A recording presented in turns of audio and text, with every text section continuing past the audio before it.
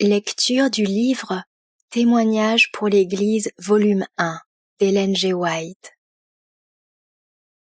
Chapitre 32. L'observation du sabbat. Le 25 décembre 1865, dans une vision, il m'a été montré que nous nous étions relâchés dans l'observation du sabbat.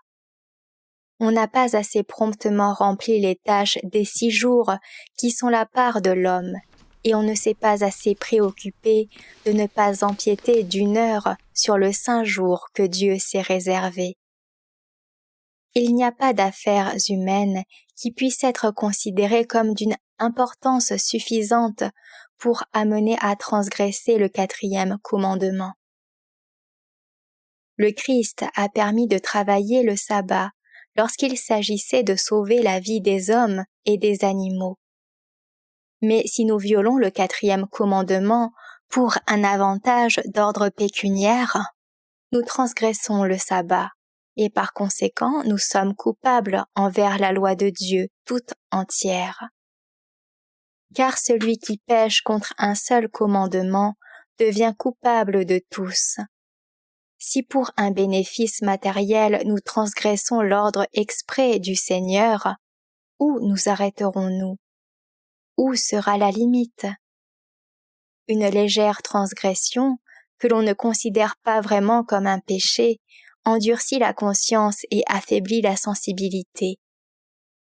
Elle nous entraîne plus loin. Nous en arrivons à accomplir une somme de travail assez considérable, tout en nous flattant d'être encore des observateurs du sabbat.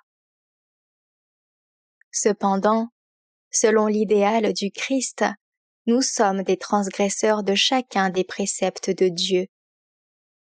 Les observateurs du sabbat sont en défaut à cet égard.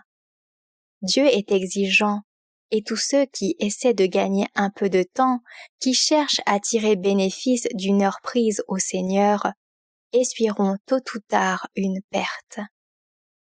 Dieu ne peut les bénir comme il trouverait son plaisir à le faire, car ils déshonorent son nom et font peu de cas de ses préceptes. La malédiction de Dieu retombera sur eux et ils perdront 10 ou 20 fois plus que ce qu'ils ont gagné. Un homme trompe-t-il Dieu? Car vous me trompez, la nation tout entière. Malachie chapitre 3, versets 8 et 9. Dieu a donné à l'homme 6 jours pour travailler à ses propres affaires, mais il s'est réservé un jour, pendant lequel il désire qu'on l'honore tout particulièrement. Son autorité doit être respectée. Cependant, l'homme dérobe Dieu en volant un peu de temps que le Créateur s'est réservé. Le Seigneur a mis à part le 7e jour pour le repos de l'homme, pour son bien tout autant que pour sa gloire. Il sait que l'homme a besoin d'un jour pour se reposer de son labeur et de ses soucis.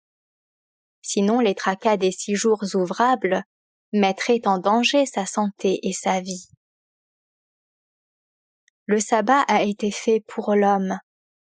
Transgresser en toute connaissance de cause le saint commandement qui interdit de travailler le 7e jour est un crime aux yeux de Dieu, un crime tel que, sous la loi mosaïque, il était sanctionné par la mort du coupable.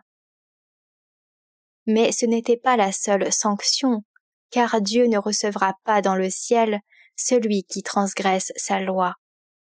Il subira la seconde mort, qui est le châtiment réservé aux transgresseurs de la loi divine. Retrouvez plus de lectures des ouvrages de l'Esprit de prophétie sur lerest.org.